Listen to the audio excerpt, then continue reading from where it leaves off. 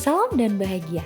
Kami dari kelompok SD Negeri Pelosok akan memaparkan terkait pemecahan masalah kasus-kasus pendidikan, mata kuliah pemahaman peserta didik dan pembelajarannya. Sebelumnya, kenalan dulu yuk. Halo, aku Ari. Aku Echa. Aku Cindy. Aku Via. Aku Nana. Dan aku Miswa. Yuk simak pembahasannya. Kasus 1. Bayangkan jika Anda adalah seorang guru matematika di kelas 7 dan saat ini Anda hendak menyampaikan materi mengenai matematika sosial, yakni mencari nilai rata-rata atau mean. Untuk memudahkan peserta didik dalam memahami pembelajaran, Anda mencoba untuk membuat urutan atau langkah-langkah yang perlu diikuti oleh peserta didik agar dapat mencari nilai rata-rata pada sebuah soal. Anda meminta kepada peserta didik untuk mengerjakan soal yang Anda berikan. Hasilnya, peserta didik mampu mengerjakan dengan benar, sesuai dengan langkah yang telah Anda siapkan. Beberapa saat kemudian, Anda meminta kepada peserta didik untuk mengulangi soal yang sama tanpa melihat urutan pengerjaan soal, dan peserta didik pun mampu mengerjakannya dengan benar. Apa yang membuat peserta didik mampu mengerjakan soal dengan baik pada percobaan kedua atau tanpa melihat urutan langkah pengerjaan soal? Pertama, peserta didik telah diberikan stimulus dari proses pembelajarannya, sehingga terjadi perubahan perilaku dari proses pengetahuan peserta didik dengan mereka mampu mengerjakan soal secara mandiri. Kedua, peserta didik awalnya memperhatikan penjelasan dari guru, memahami bagaimana cara menyelesaikan suatu soal melalui langkah-langkah, dan peserta didik juga melakukan pengulangan pengerjaan sehingga siswa menjadi memiliki daya ingat tentang penyelesaian soal. Ketiga, pembelajaran yang dilaksanakan oleh guru dan siswa telah mengimplementasikan teori belajar behaviorisme, di mana teori belajar behaviorisme ini menekankan adanya hubungan antara stimulus dan respon.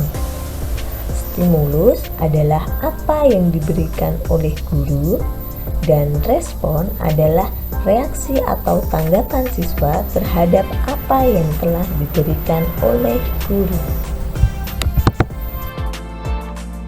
Sebagai seorang calon guru, dalam kegiatan belajar yang seperti apa metode di atas dapat diterapkan? Nah, sebagai seorang calon guru, kegiatan belajar tersebut dapat dilakukan agar siswa memiliki daya ingat yang baik. Maka, teori yang cocok menggunakan teori behavioristik Thorndike melalui teknik drill and practice.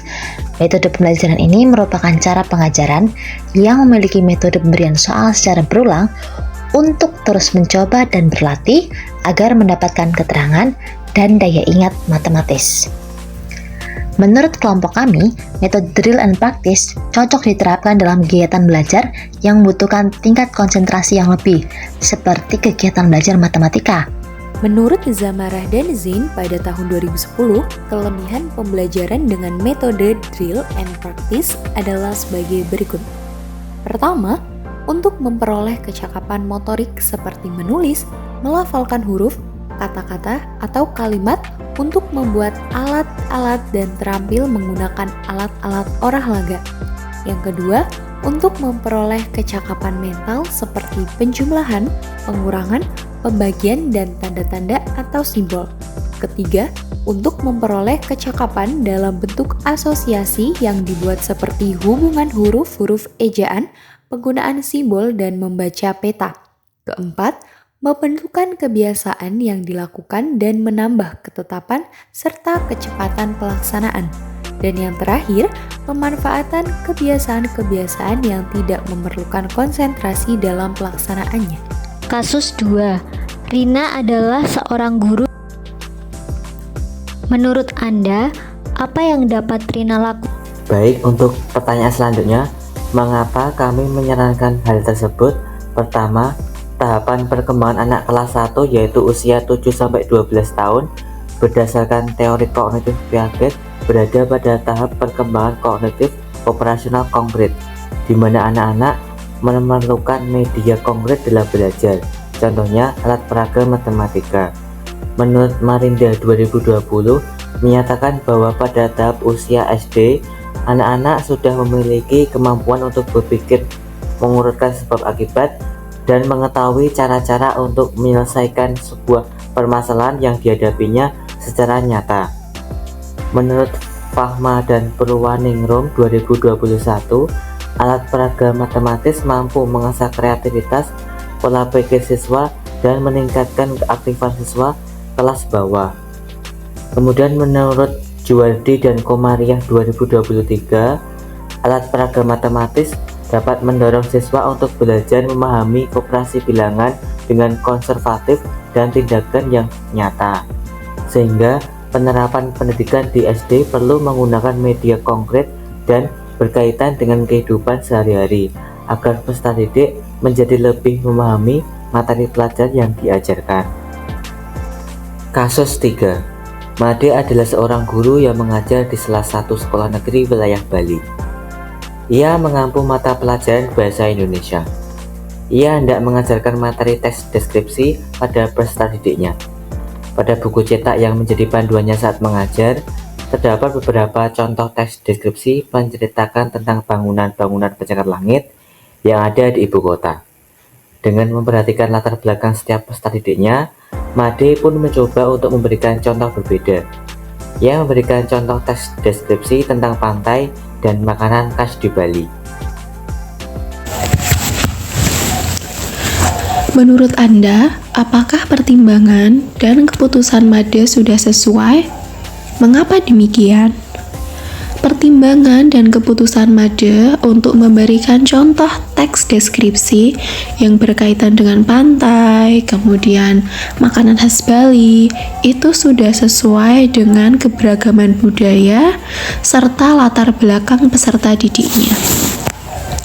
Dengan memanfaatkan lingkungan sekitar sebagai bahan pembahasan materi, kemudian sebagai objek pemberian contoh dari teks deskripsi, maka dapat mendorong peserta didik untuk lebih mudah memahami apa yang telah dijelaskan oleh guru. Hal ini dikarenakan peserta didik dapat mengaitkan konsep yang sudah diajarkan oleh guru dengan lingkungan sekitar tempat tinggal mereka.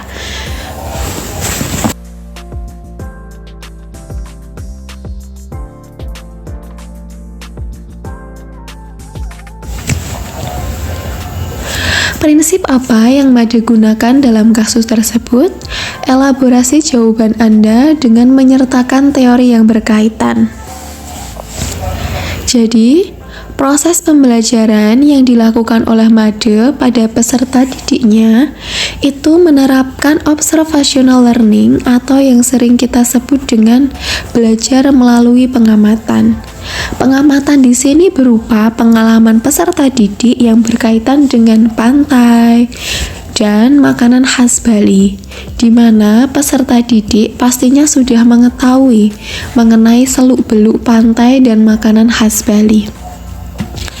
Made sebagai seorang guru ataupun seorang pendidik menerapkan peran aktif peserta didik bukan hanya melalui kognitif saja, akan tetapi melalui keterlibatan intelektual emosional. Disebutkan menurut Albert Bandura, suatu perilaku belajar adalah hasil dari kemampuan individu dalam memaknai suatu pengetahuan ataupun informasi, memaknai suatu model yang ditiru, kemudian mengolah secara kognitif dan menentukan tindakan sesuai tujuan yang dikehendakinya.